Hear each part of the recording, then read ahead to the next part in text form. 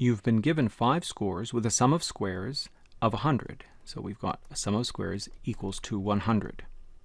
If you were informed that these scores make up a sample, the sample variance would be what? So the sample variance is how much?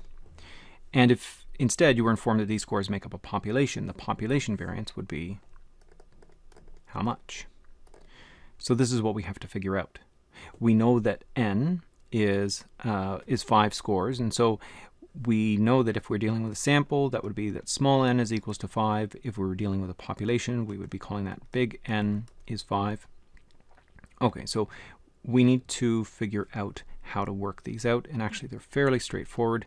When I've got a sample variance, my formula is sum of squares over little n minus 1. So this is 100 over 5 minus 1, that's 4.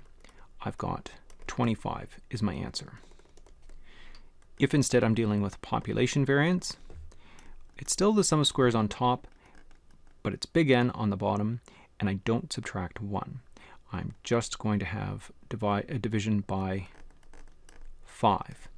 And so this gives me an answer of 20. And so I'm going to be looking for a situation where the sample variance is 25, or I'm going to be looking for an answer where the sample variance is 25, population variance is 20. So sample variance 25, population variance 20, that is my answer right there. It's C.